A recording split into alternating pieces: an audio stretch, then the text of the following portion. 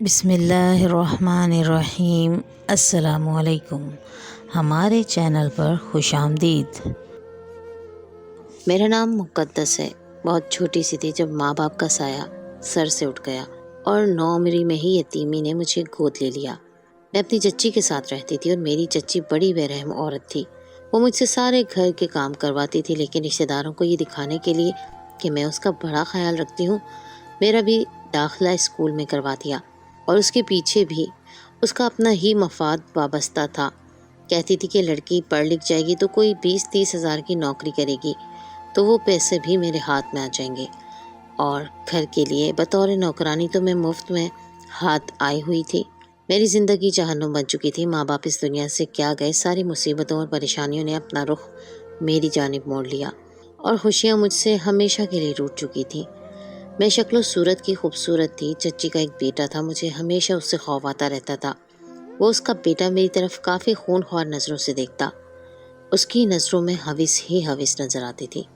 میں اسے بات کرنے سے بھی گریز برتتی تھی، مگر اس کی نظریں کسی جنگلی بھیڑیے کی طرح مجھے تلاشتی رہتی۔ دل کو ہمیشہ یہ خوف بھی لاحق رہتا کہیں یہ میرے ساتھ کچھ برا نہ کر دے، اور چچی کہاں مانے گی یہ بات، اور میری شادی اسی سے کروا دیں گی، عمر بھر کے لیے نوکرانی بنا لیں گی۔ میری عمر 16 سال تھی اور میں میٹرک میں تھی۔ اس درویش کے بارے میں میری ساری دوستوں کو بھی پتہ تھا۔ وہ لوگ بھی میرے بارے میں کافی پریشان رہتی تھیں اور کہتی تھیں کہ تمہاری زندگی بھی کیا زندگی ہے، یہاں سے جاتی ہو، اسکول سے تھکی اور گھر کے کام کرنے پڑتے ہیں۔ جب میں گھر جاتی اور چچی سے کہتی کہ کھانا بن گیا ہے، بھوک لگی ہے، تو کہتی کہ کھانا بناؤ گی تو کھاؤ گی نا، ایسے کیسے جادو سے کھانا بن جائے گا۔ اسکول سے جاتے ہی مجھے سب سے پہلے کھانا بنانا پڑتا، پھر کھانا کھا کر میں برتن دھوتی، گھر کی صاف صفائی کرتی، اور کپڑے شام کے لیے پہلے سے ہی پڑے ہوتے۔ رات کو کپڑے استری کرتی تھی اور پھر آدھی رات کو بیٹھ کے پڑھائی کرتی تھی۔ ہمارے اسکول کے آگے ایک بوڑھا درویش بیٹھا ہوتا تھا جس نے ایک چھوٹا سا آستانہ بنا رکھا تھا۔ اس کی عمر شاید 40 کے لگ بھگ ہوگی۔ اس کے ساتھ ہی ایک رنگ ساز کی دکان بھی تھی۔ مختلف قسم کے رنگ دکان میں سجا رکھے تھے اور وہ سائڈ پر بیٹھا ہوتا تھا۔ سب تو کہتے تھے کہ یہ بڑا پہنچا ہوا ہے، جو بھی بات بتاتا ہے وہ سچ ہو جاتی ہے۔ لڑکیاں اس کو اکثر اپنا ہاتھ دکھایا کرتی تھیں، لیکن وہ ہاتھ دیکھنے کے 150 روپے لیتا تھا۔ میرے پاس کبھی 150 روپے جمع ہی نہیں ہوئے جو میں اپنا ہاتھ دکھا پاتی، ورنہ سب سے زیادہ جلدی تو مجھے ہی تھی یہ جاننے کی کہ میری قسمت میں کیا ہونے والا ہے۔ ہمیں آج چھٹیاں ہو گئیں۔ چھٹیوں کے بعد جب ہم واپس آئے تو میری دوست نے کہا کہ مجھے تو اتنی ساری عیدی ملی ہے، دوسری نے کہا کہ مجھے بھی ملی ہے۔ جب مجھ سے یہ سوال پوچھا گیا تو میں نے کہا مجھے کس نے دینی تھی؟ ایک دور کے میرے ماموں حیات ہے، لیکن جب وہ ملنے آئے اور انہوں نے مجھے 300 روپے دیے تو وہ بھی میری چچی نے مجھ سے چھین لیے۔ میری دوستوں نے کہا کہ تیری چچی کو اللہ کرے موت آ جائے۔ سب مل کر اسے بد دعائیں دیتی تھیں، پھر بھی میری چچی کو کچھ نہیں ہوتا تھا۔ وہ اس عمر میں بھی اپنا بہت خیال رکھتی تھی۔ ہاں، شاید برے لوگوں کے ساتھ سب کچھ اچھا ہوتا ہے، بس ان کا برا ہی نہیں ہوتا۔ بس دن رات فروٹ کھاتی رہتی تھی، ایک ٹائم کا کھانا نہیں کھاتی تھی، اس ٹائم میں صرف فروٹ کھاتی تھی۔ اس کو اپنی فٹنس کی بڑی فکر رہتی تھی، اور 16 سال کی عمر میں میری حالت ایسی ہو گئی تھی جیسے کہ پتہ نہیں جسم کے اندر بس ہڈیاں ہی باقی رہ گئی ہیں۔ ہم نے پلان بنایا کہ اس درویش کو سب اپنا ہاتھ دکھائیں گے، اور جب میں نے کہا کہ میرے پاس پیسے نہیں ہیں تو انہوں نے کہا کہ تمہارے پیسے بھی ہم دے دیں گے، ہمیں کافی ساری عیدی ملی ہوئی ہے، اس لیے تمہیں فکر کرنے کی ضرورت نہیں ہے۔ میں بھی خوش ہو گئی اور خوشی خوشی اس درویش کے پاس چلی گئی۔ اس نے بڑی داڑھی رکھی ہوئی تھی، عجیب سی شکل تھی، دیکھتا تھا تو ایسا لگتا تھا جیسے اندر سے ہڈیاں بھی گن لے گا کہ کتنی ہڈیاں ہیں ہمارے اندر۔ پہلے میری ایک دوست نے ہاتھ دکھایا تو اس نے کہا کہ تمہاری پسند کی شادی ہوگی۔ اس نے کہا کہ بابا جی میرے گھر والے تو بڑے تنگ ذہن ہیں، انہوں نے کہا کہ تمہاری پسند کی شادی ہوگی، تم دیکھ لینا، بس یہی ہوگا۔ دوسری لڑکی کا ہاتھ دکھایا تو اس نے کچھ ایسی ہی باتیں کی کہ تمہاری شادی ہوگی تو گھر والوں کی مرضی سے، لیکن لڑکا تمہیں پسند ہوگا۔ دراصل لڑکیاں شادی کے بارے میں ہی پوچھ رہی تھی، اس لیے وہ شادی کی باتیں ہی بتا رہا تھا۔ پھر میری باری آئی، اس نے میرا ہاتھ دیکھا تو تھوڑی دیر کے لیے خاموش ہو گیا۔ باقی لڑکیوں کو فوراً سب بتا دیا تھا، لیکن میرے ہاتھ پر اس کی بولتی بند ہو گئی۔ پہلے تو ہم سب مذاق کے موڈ میں تھے، اب ہم سب بھی سنجیدہ ہو گئے کہ पता नहीं क्या मसला है, क्योंकि मेरी किस्मत अब तक जैसी चल रही थी आगे कुछ अच्छा होने का अंदाज़ा लगा सकते थे। उस दरवेश ने अचानक से एक ठंडी सांस ली और फिर कहा कि बेटी, तुम्हारी किस्मत में शादी नहीं है। मैं हैरान रह गई। मैंने कहा, क्या मतलब? मेरी किस्मत में शादी नहीं है? क्या मेरी शादी नहीं होगी? उसने कहा कि हाँ, तुम्हारी शादी नहीं होगी, तुम्हें ज़िल्लत उठानी पड़ेगी। और इसके बाद उसने मेरा हाथ छोड़ दिया। मैं बड़ी हैरान हो गई। मेरी दोस्तें भी मबहूत होकर रह गईं। जब हम वापस आए, मुझे तसल्ली देने के लिए कहा कि ऐसे ही झूठ बोलता है। मैंने कहा कि तुम लोग तो कह रही थी कि उसने जिसके बारे में जो भी बताया वो हमेशा सच ही हुआ है। तुम सब कहने लगी कि नहीं, ऐसा नहीं है, ये सब कुछ झूठ है। और फिर देख लो, उसने नायला को कहा कि उसकी पसंद की शादी होगी, लेकिन ये तो किसी को भी पसंद नहीं करती। जब हमने नायला की तरफ देखा तो उसने सर हिलाया। हमने कहा कि क्या मतलब? इसका मतलब है कि तुमने कुछ छुपाया है। उसने कहा कि दरअसल मैं अपने खालाजाद को पसंद करती हूँ, और अगर वो हमारे घर रिश्ता भेजेगा तो मेरी माँ फ़ौरन हाँ कर देगी। हम रोज़ बातें करते हैं फ़ोन पर। सबसे पहले हमने नायला को सुनाई कि उसने हमें ये बात आज तक क्यों नहीं बताई, और इसके बाद तो वाकई हम सब हैरान रह गए। उसका मतलब कि दरवेश की बातें बिल्कुल सच थी। उसका मतलब मेरी किस्मत में शादी लिखी ही नहीं। मैं बहुत ज़्यादा परेशान हो गई और मुझे ज़िल्लत का सामना तो अभी भी था। कौन सा नई बात थी, मगर शायद मुझे अभी ज़िल्लत लफ्ज़ से सही से वाकिफ़ होना था। आगे जाकर मैंने सोचा कि शायद मेरी सारी ज़िंदगी मेरी चच्ची के घर बर्तन धोते ही गुजर जाएगी। मैंने रोना धोना शुरू कर दिया। मेरी दोस्तों ने मुझे तसल्ली दी। अगले दिन मेरा स्कूल जाने का दिल ही नहीं था, लेकिन अगर घर बैठ जाती तो मेरी चच्ची कहती, आज छुट्टी है, चलो घर के कपड़े धो लो, सारे बर्तन अलमारी से निकाल के साफ़ कर दो, क्योंकि जिस दिन मेरी छुट्टी होती थी कोई बड़ा काम निकाल देती थी। इसलिए चुपचाप चली गई। स्कूल में भी दिल नहीं लगा तो एक साइड पर बैठ गई और बहाना कर दिया कि पेट में दर्द है। बस सारा दिन ऐसे ही गुजर गया। एक हफ्ते बाद ही मेरी चच्ची के साथ मोहल्ले की कोई औरत बैठी थी। वो कहने लगी कि 17 साल की होने वाली है ये तो, इसकी शादी के मुतालिक कुछ सोचा? तो मेरी चच्ची ने कहा कि इसकी शादी के लिए बहुत कुछ सोच रखा है। इसकी शादी करूँगी तो मेरी सारी मेहनत बर्बाद होने से बचेगी। इसको पढ़ाया है, लिखाया है, कोई ना कोई काम करेगी। ये इसकी शादी तो मैं बहुत धूमधाम से करूँगी, देखती जाओ बस। लेकिन जब मैं चाय रखने के लिए आई तो चच्ची ने अचानक से अपनी बात बदल दी और कहने लगी कि कोई अच्छा रिश्ता मिलेगा तो शादी करेंगे ना, अभी तो ये मेरे पास रहेगी, मेरी रानी बेटी। आजकल के हालात में तुम्हें पता है, फिर बिन बाप और माँ की बच्ची है। अगर किसी गलत इंसान से इसकी शादी कर दी तो कल को उसके माँ बाप को मैंने आखिरत में क्या मुंह दिखाना है? वो कहेंगे कि हमारी बेटी के साथ क्या किया। बस तुम कोई अच्छा सा रिश्ता तलाश करो, फिर मैं अपनी प्यारी बेटी के हाथ पीले कर दूंगी। जब मैं वहाँ से चली गई तो फिर से मेरी चच्ची के अल्फाज बदल गए। कहने लगी कि खबरदार उसकी शादी की दोबारा बात की तो जुबैदा को भी समझाओ कि मेरे पास कोई रिश्ता ना लेकर आए। मैंने उसकी शादी के मुतालिक बहुत कुछ सोच रखा है। बस मुझे यकीन हो गया था कि मेरी ज़िंदगी इसी घर में ख़त्म हो जाएगी और मैं सारी ज़िंदगी अपनी चच्ची की नौकरानी बन के गुजारूंगी। तो कल को अगर कोई पैसे भी कमाने लगी तो वो भी मेरी चच्ची मुझसे छीन लेगी। मुझे बचाने के लिए कोई भी नहीं आएगा। मैं खुद भी तो अपने आप को नहीं बचा पा रही थी। मेरा कज़न था जिससे मुझे बहुत मोहब्बत थी, जो मेरे मामू का बेटा था। मुझे बहुत अच्छा लगता था। मुझे लगा शायद वो मेरी मदद करेगा।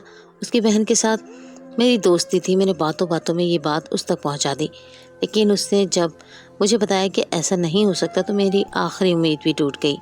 उसने कहा कि भाई तो किसी और को पसंद करता है, सारा दिन और सारी रात उसी से फ़ोन पर बातें करता रहता है। वो लड़की बिल्कुल भी अच्छी नहीं है।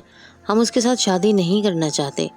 अगर तुम्हारे बारे में बात करते तो शायद हमारे घर वाले फ़ौरन मान जाते, लेकिन मसला भाई का है कि वो किसी और लड़की को पसंद करता है और कहता है कि उसी से शादी करूँगा।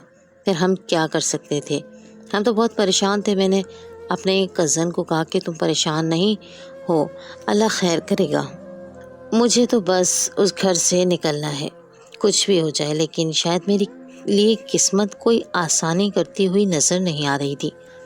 मेरे बड़े चचा भी हयात थे, लेकिन वो भी 3 में थे, ना 13 में। उनके घर में उनकी अपनी इज्जत नहीं थी, क्योंकि वो शराबी थे। उनके बच्चे उनको खुद कुछ नहीं समझते थे, तो वो मुझे कैसे अपने घर ले जा सकते थे? लेकिन कभी कभी आ जाते थे तो उनको यही कहती थी कि सब कुछ ठीक है। उनको सारी कहानी सुनाकर क्या मिलना था? وہ کچھ کر ہی نہیں سکتے تھے تو بندہ حالت تو اس کو بتائے جو کوئی مدد بھی کر سکے۔ اسکول جاتے ہوئے اس درویش کے سائڈ پر جو بورڈ لگا تھا اس سے پڑھا تو اس پہ لکھا تھا کہ نہ صرف لوگوں کے ہاتھ دیکھتا ہے بلکہ لوگوں کے مسئلے مسائل بھی دور کرتا ہوں، شادی کی بندش کو ختم کروائیں۔ جب میں نے یہ لائن پڑھی تو میں حیران رہ گئی۔ میں نے کہا کہ اگر اس کو پتہ چل گیا کہ میری شادی کبھی نہیں ہوگی تو اس کو یہ بھی پتہ ہوگا کہ پھر اس کا حل کیا کرنا ہے، لیکن حل کرنے کے لیے بھی تو وہ پیسے ہی لیتا ہوگا، اور فی الحال میرے پاس تو پیسے نہیں تھے۔ یہ بات کرنے میں کیا جاتا تھا، اگر کہتا کہ تھوڑے بہت پیسے لگتے ہیں تو اپنی دوستوں سے ادھار لے کر میں یہ کام کروا سکتی تھی۔ میں نے بات کرنے کے بارے میں سوچ لیا اور یہ بھی سوچ لیا میں ضرور بات کروں، لیکن جس دن میں اس کے آستانے پر جانے کا سوچا اسی دن میں نے دیکھا کہ میری چچی ساتھ والے رنگ ساز کی دکان پر بیٹھی تھی۔ میں حیران ہو گئی اور وہاں سے پلٹ گئی۔ درویش نے بھی مجھے دیکھ لیا کہ یہ پلٹ گئی ہے، کیونکہ میں چچی کے سامنے وہاں پر نہیں جا سکتی تھی۔ اس کو پتہ چل جانا تھا اور وہ کہتی کہ میرا یہاں پر کیا کام ہے، کہیں تو مجھ پر جادو تو نہیں کروا رہی، کیونکہ چچی کو ایسی باتوں پر بہت یقین ہے۔ اس لیے میں نے سوچ لیا کہ آج یہ کام نہیں ہو سکتا اور میں الٹے قدموں سے واپس چلی گئی۔ اس نے میری جس دوست کو یہ کہا تھا کہ تمہاری پسند کی شادی ہوگی، اس نے اپنے اسی کزن کو کہہ کر اپنے گھر رشتہ بھجوا لیا اور اس کی منگنی بھی ہو گئی تھی۔ وہ بہت زیادہ خوش تھی اور کہنے لگی کہ اس کی بات تو بہت ہی سچ تھی، میں بھی جانا چاہتی تھی لیکن مجھے موقع ہی نہیں مل رہا تھا۔ کچھ عرصے بعد مجھے میرے ماموں نے کہا کہ مجھے میرا بیٹا باہر کے ملک بلا رہا ہے، کیونکہ یہاں پر میری صحت بھی خراب ہے اور میں یہاں پر کوئی کام بھی نہیں کرتا، اس لیے میں باہر جا رہا ہوں۔ مجھے بڑا افسوس ہوا کیونکہ ماموں کا ہی تو مجھے سہارا تھا، جیسے بھی تھے مشکل وقت میں ان کو پکار سکتی تھی۔ وہ مجھ سے ملنے کے لیے آئے ہوئے تھے اور اس کے بعد بیرون ملک چلے گئے۔ اسی دن چچی کو میں نے کسی سے فون پر باتیں بھی کرتے سنا کہ اس سے آگے پیچھے ویسے بھی کوئی نہیں ہے، میں جو چاہوں گی وہی ہوگا۔ آج کل تو پیسہ بہت ضروری ہے اور پیسہ کمانے کے لیے تو یہ سب کچھ کرنا ہی پڑتا ہے، کچھ پانا ہے تو کچھ کھونا بھی پڑے گا۔ مجھے کسی کی پرواہ نہیں، یہ کون سا اپنی اولاد ہے۔ بات تو میرے بارے میں ہی ہو رہی تھی لیکن بات کی مجھے سمجھ نہیں آ رہی تھی، اور پھر مجھے موقع مل گیا تو میں درویش کے پاس گئی اور میں نے اسے بتایا کہ یہ مسئلہ ہے میرے ساتھ، اور آپ نے کہا تھا کہ میری شادی نہیں ہوگی لیکن میں چاہتی ہوں کہ میری شادی ہو جائے، کیونکہ شادی ایک واحد ذریعہ ہے اس گھر سے نکل جانے کا۔ اس نے مجھے کہا ٹھیک ہے میں ایک توڑ کر دوں گا جس سے تمہاری شادی ہو جائے گی، لیکن تمہیں اس کے لیے شام پر میرے دوسرے آستانے پر آنا پڑے گا جو میرا اصل آستانہ ہے۔ یہاں پر تو میں صرف کچھ گھنٹوں کے لیے ہی بیٹھتا ہوں۔ میں نے اس کو کہہ دیا کہ میں شام کو آ جاؤں گی، لیکن دل میں بہت زیادہ ڈر تھا۔ گھر سے نکلنا میرے لیے آسان نہیں تھا، کیونکہ مجھے جب میں واپس آتی تو میری چچی کو کیا یہ بات ضرور پتہ چل جاتی کہ میں کہیں گئی تھی، لیکن کوئی بھی جھوٹ بول سکتی تھی کہ کسی دوست کے گھر چلی گئی تھی، کوئی کتاب رہ گئی تھی اور اگلے دن کا اس کا ٹیسٹ تھا، اس لیے جلدی میں کتاب لینے بھاگ گئی، لیکن پتہ نہیں کیوں میرا دل بہت گھبرا رہا تھا، سمجھ نہیں آ رہی تھی۔ پھر میں نے سوچا کہ وہ تو درویش کا آستانہ ہے، اس نے صرف مجھے ہی نہیں بلایا ہوگا، وہاں پر اور بھی لوگ آئے ہوں گے، جا کے دیکھوں گی، اگر وہاں کوئی اور نہ ہوا تو راستے سے واپس آ جاؤں گی۔ میں چپ چاپ گھر سے نکل گئی اور چچی سو رہی تھی، چچی کا بیٹا بیٹھک میں موجود تھا۔ میں آستانے کی طرف چل پڑی۔ راستہ تو مجھے اس نے بتایا ہی تھا، لیکن جب دور سے دیکھا تو جان میں جان آئی، کیونکہ یہ تو بہت بڑا آستانہ تھا اور یہاں پر بہت سارے لوگ تھے۔ جب میں آگے بڑھی تو بہت ساری عورتیں بھی تھیں، اور جب میں تھوڑی دیر تک ان کے پاس بیٹھی تو وہ تعریف بھی کر رہی تھی، یہ کہہ رہی تھی اچھا انسان ہے، اس کے کلام میں شفا ہے۔ میری جان میں جان آ گئی۔ میں نے لائن میں لگنا مناسب نہیں سمجھا، کیونکہ اس کو تو پتہ ہی تھا کہ میں نے شام میں آنا تھا۔ میرے پاس وقت ویسے بھی کم تھا، اگر ایسا ہی ہوتا کہ میری چچی کے جاگنے سے پہلے واپس آ جاتی تو میرے لیے کافی بڑی سہولت ہو جاتی۔ جب میں اندر گئی تو میں نے اسے دور سے اشارہ کیا کہ میں ہوں۔ اس نے مجھے پہچان لیا، مجھے بلا لیا۔ میں نے جاتے ہی کہا کہ سب کے سامنے بات نہیں کر سکتی، اس لیے باقی سب لوگوں کو باہر بھیج دیا۔ میرا ہاتھ پکڑ کے کوئی دم کرنے لگا اور میری کلائی میں ایک دھاگا باندھ دیا، اور اس کے بعد اس نے ایسی حرکت کی کہ میں حیران رہ گئی۔ اس نے ایک چھری لے کر میری انگلی پر ہلکا سا کٹ لگا دیا اور اس کے بعد خون کپڑے سے صاف کر کے اسے آگ میں جلا دیا۔ میں نے فوراً اپنا ہاتھ پیچھے کر لیا۔ میں نے کہا کہ یہ کیا حرکت کی آپ نے، مجھے درد ہو رہا ہے۔ اس نے کہا کہ تمہارے اوپر کوئی جادو نہیں کیا گیا، یہ میں نے اس لیے کیا تھا کہ میں پتہ لگا سکوں کہ تم پر جادو ہوا ہے یا نہیں۔ اس نے مجھے کہا کہ اب میری بات غور سے سنو، میں جس جگہ بیٹھا ہوں اس کے ساتھ ہی رنگ ساز کی دکان ہے اور وہاں پر ایک بینچ رکھا ہے عورتوں کے انتظار کرنے کے لیے۔ صرف ایک عورت بیٹھی تمہارے بارے میں کوئی بات کر رہی تھی اور میں نے دیکھا کہ تم اس دن اسی عورت کو دیکھ کر واپس پلٹ گئی تھی۔ وہ عورت تمہاری چچی تو نہیں تھی؟ اس نے کہا کہ وہ عورت جو باتیں کر رہی تھی وہ تمہارے لیے جاننا بہت ضروری ہے۔ پھر درویش نے بتایا کہ وہ تمہاری شادی بھی کہیں نہیں کرنا چاہتی۔ تمہارے لیے بہت سارے رشتے آ چکے ہیں مگر عورت تمہاری شادی کہیں بھی نہیں کروانا چاہتی۔ تم پر بدکاری کا الزام لگوا کر تمہاری شادی اپنے ہی بیٹے سے کرنا چاہتی ہیں اور تمہاری کمائی ساری زندگی بیٹھ کر کھانا چاہتی ہیں۔ اپنے بیٹے کو تم سے بدکاری پر مجبور کروائے گی اور ہر موقع پر تمہیں فاحشہ ثابت کرنے کی کوشش کرے گی۔ شور مچا کر محلے میں بدنام کروا دے گی تاکہ آئندہ نہ کوئی تمہاری شادی کا کہے نہ تمہارے لیے رشتہ لائے۔ میں نے کہا کہ اب میں کیا کروں؟ وہ میرے ساتھ غلط ہی کریں گی، میرا اور کوئی نہیں ہے۔ ایک ماموں ہیں، وہ بھی ملک سے باہر چلے گئے ہیں۔ میں گھر میں نہیں جانا چاہتی۔ میں گھبرا کر رونے لگی۔ اس نے میرے سر پر ہاتھ رکھا، کہا پریشان نہ ہو۔ اس نے کہا کہ ابھی تو میری بیٹی کے ساتھ میرے گھر چلی جاؤ، پھر میرے بارے میں سوچیں گے۔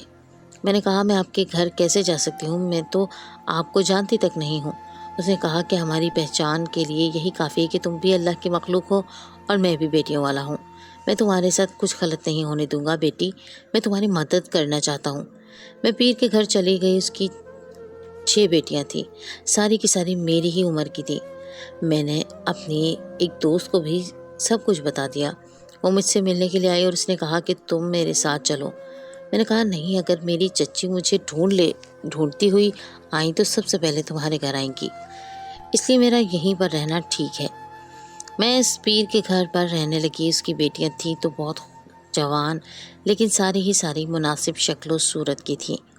پھر اس نے کہا کہ ایک رشتہ ہے جن کو تمہاری جیسی لڑکی چاہیے، اگر تم کہتی ہو تو میں شادی کی بات کرتا ہوں۔ دراصل یہ ایک آدمی تھا جس کے بیٹے کے لیے ایک لڑکی چاہیے تھی، لیکن اس کے بیٹے کی پہلی بیوی اس دنیا سے جا چکی تھی۔ وہ لوگ کافی امیر تھے۔ میں نے ہاں کر دی اور میرے ساتھ شادی ہو گئی۔ میں بہت ڈری ہوئی تھی، میرے دل میں ہزاروں سوال بھی تھے کہ کبھی بھی میرے ساتھ کچھ بھی ہو سکتا ہے، کہ آج کا زمانہ بہت خراب تھا لیکن پھر بھی دنیا میں اچھے لوگ بھی ہیں اور وہ شخص بہت اچھا تھا۔ اس نے میری بہت مدد کی اور پھر نکاح کروا دیا۔ آج میں اپنے شوہر کے ساتھ اپنے گھر میں رہتی ہوں۔ میرے شوہر کی شادی ہو چکی تھی پر بیوی مر گئی تھی، اس لیے اسے کوئی رشتہ نہیں دے رہا تھا، لیکن مجھے پا کر وہ بہت زیادہ خوش اور مطمئن ہو گیا کیونکہ میری پہلی کوئی شادی بھی نہیں ہوئی اور میں خوبصورت بھی تھی اور اس سے عمر میں بھی 5 سال چھوٹی تھی، اس لیے مجھے اس نے ہاتھ کا چلا بنا کر رکھا تھا اور میں بہت زیادہ خوش تھی۔ میں نے اس کو بھی اپنے بارے میں سب کچھ بتا دیا۔ اس نے کہا کہ تمہاری چچی اگر یہاں آئیں تو مجھ سے برا کوئی نہیں ہوگا۔ میں اس کو ایسا سبق سکھاؤں گا کہ وہ ساری زندگی یاد رکھیں گی۔ اب تم میری بیوی ہو، اس کی کچھ نہیں لگتی۔ اس بات کو 6-7 مہینے ہو گئے اور میری چچی تک یہ خبر پہنچ گئی۔ وہ لوگوں کو یہی کہتی پھرتی ہے کہ میں گھر سے بھاگ گئی اپنے کسی عاشق کے ساتھ۔ رشتہ داروں کو پہلے سے ہی پتہ تھا کہ وہ مجھ پر ظلم کرتی ہیں، اس لیے کوئی بھی اس کی باتوں کو نہیں مان رہا تھا۔ میں ان سے کبھی ملنا نہیں چاہتی اور میرے شوہر نے بھی صاف کہہ دیا کہ میں تمہیں اس سے کبھی ملنے نہیں دوں گا اور نہ ہی اس کے گھر جانے دوں گا۔